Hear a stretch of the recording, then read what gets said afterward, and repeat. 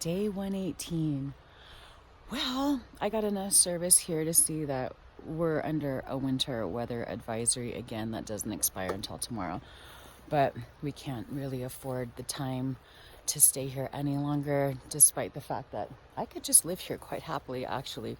This place is amazing. Taylor and Brenda are fantastic, and oh my goodness, I love their army of animals.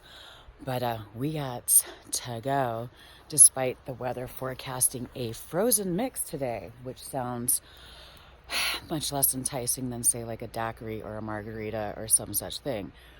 Nope. We'll be walking through our slushy, not drinking it. Anyway, we're pretty much clear of the awesome 1931 stacked construction cabin. And I'm just going to get our maps figured out.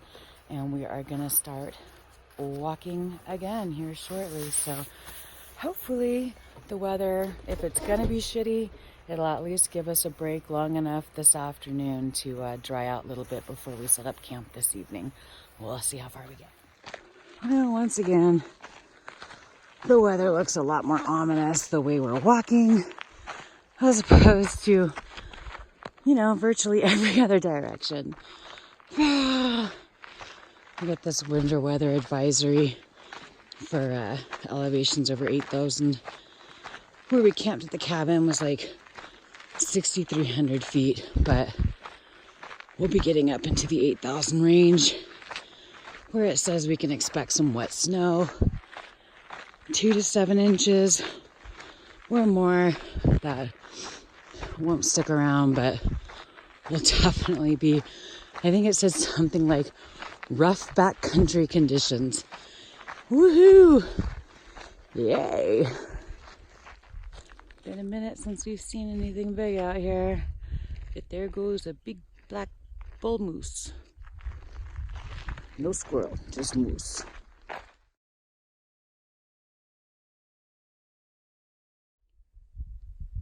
A nice view of Sure Shot and Upper Sure Shot Lake, looking back towards Ennis Lake, and where we came in on the Beaverhead National Forest. There's frankly not much to show because we're pretty much entirely enclosed in cloud right now.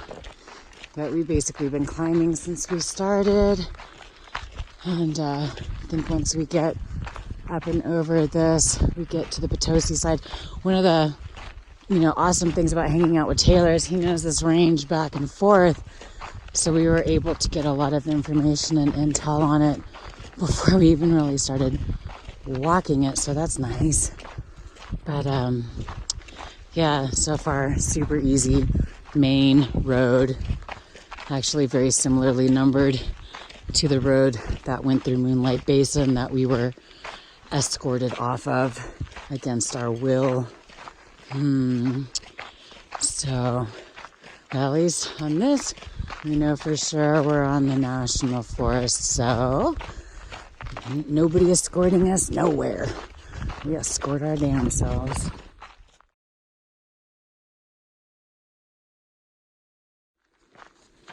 Now we're on the Potosi side. We just crested over a little pass, and it's still looking incredibly ominous and incredibly gray, and I feel a sprinkle here and there every once in a while, and it is freezing cold. But luckily, we're still not getting gravely precipitated upon, and we're going down in elevation again, so hopefully it'll start warming up. This is such a beautiful forest. Taylor told us yesterday that there are 80 kinds of pine alone on this forest, which is pretty impressive variety of conifer.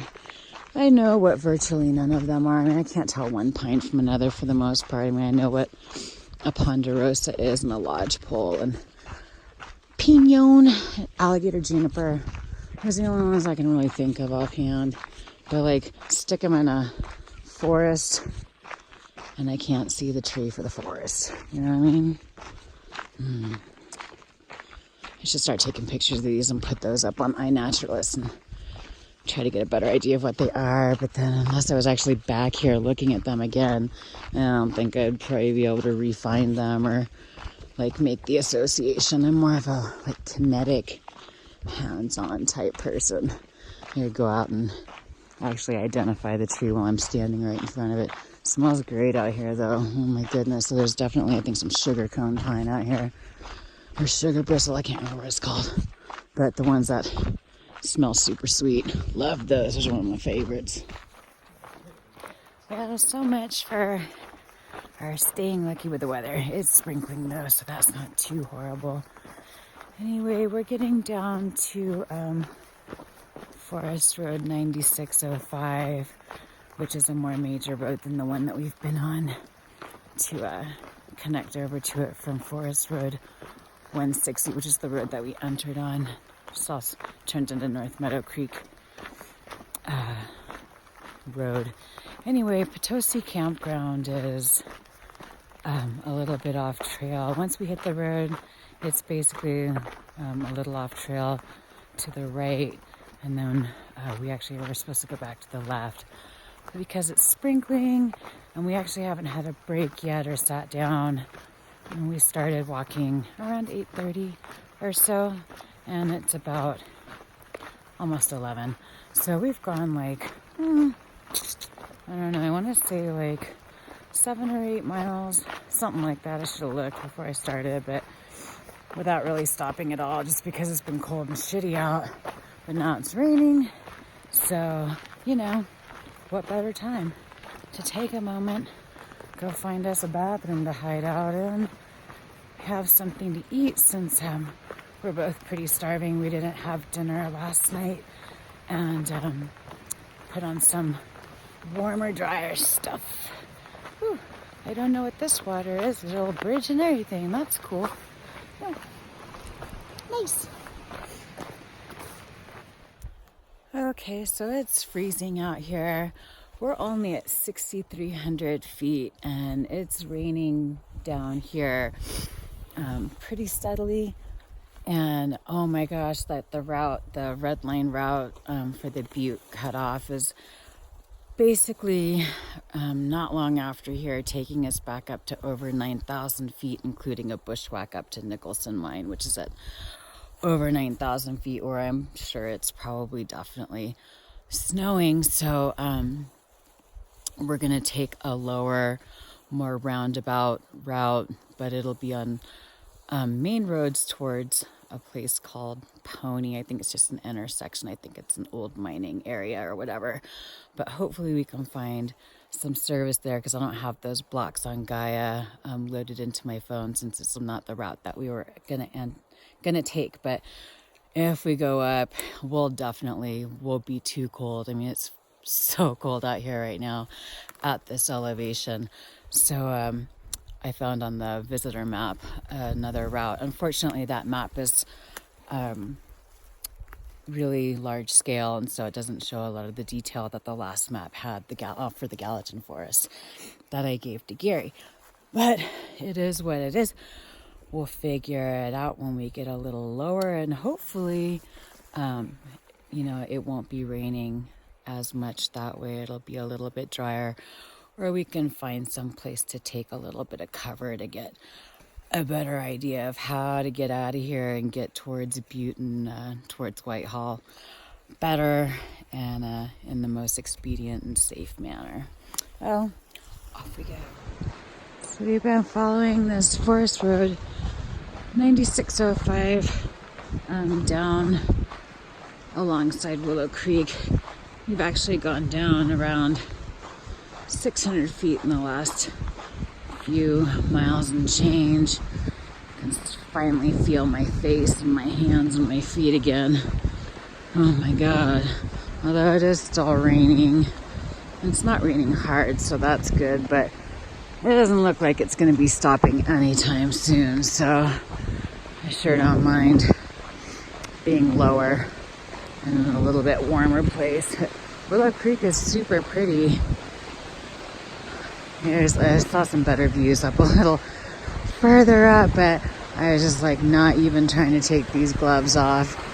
to use the phone because I'm not wearing the hospital gloves today. I'm actually wearing a pair of dishwashing gloves and a pair of fabric gloves over them.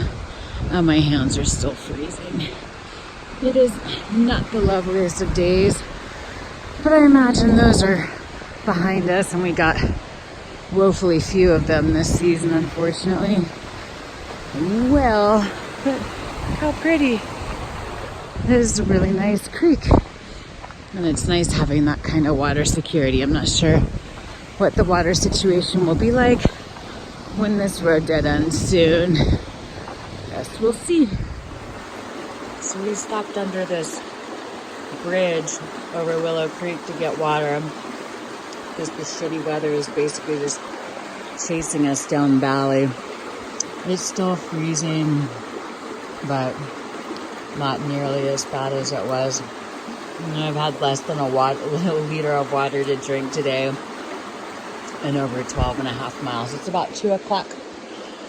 We're going to keep going down towards that little pony intersection. Hopefully I'll have service there and I can pick up the Gaia squares for the possible alternate routes. There are a ton of them, but obviously you want to get the most direct one possible and try and stay on public land if possible and stay as low as possible. So we have a lot of needs right now. Hopefully everything will come together.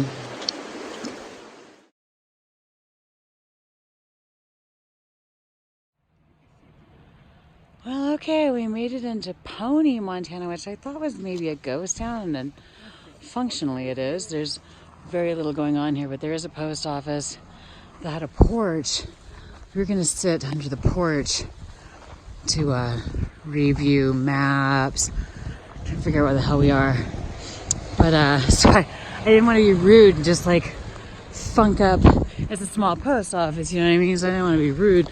So I went in to let her know, like, hey, we're just really wet and cold right now. Can we hang out under your porch? And then I happened to ask her. She said, oh, that's fine. Oh, there's some ruins over there. And then as I was leaving, I asked her if there were any other public establishments in Pony, because it's tiny. I mean, I saw that institution looking place over there. I thought it might be something, but she said, there's a bar. And I said, well, do they serve food? Because we're starving still. I don't know. I am starving anyway. We've not had much to eat today. We didn't eat dinner last night. And then she said there was a park, which we're actually passing right now. So we're going to get in out of the rain, hit this bar restaurant, see what kind of, she said they have really good burgers. Everybody says they have really good burgers. We'll see about that. But worst comes to worst, we can always hang out under there, I guess. I don't know. But nice to have options. Nice to be in a little outpost of civilization. The weather sucks, but still digging Montana.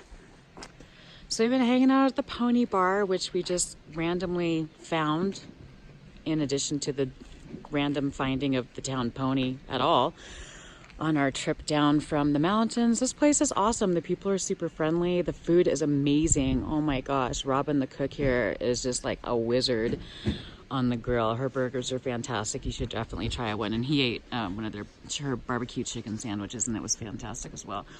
At any rate, we're going to be staying under the awning here this evening, right across the street, under that deck. We're just going to pitch up on the ground under there, which is nice because even if it is raining, it's wood slats. There's a wood deck up there, so we'll still get a little bit wet, but at least we'll be able to set up in relative dry and check out what we narrowly escaped up there.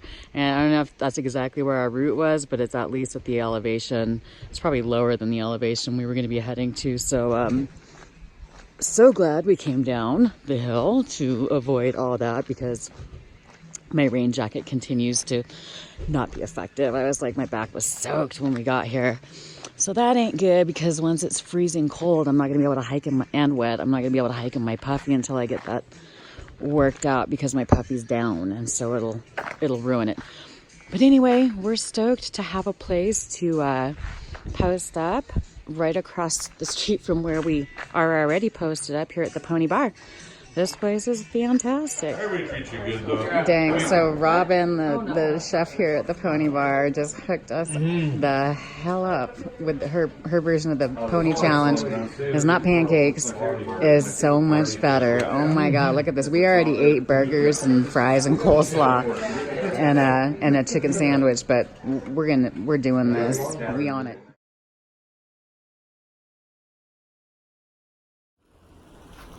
We're finally departing the Pony Bar.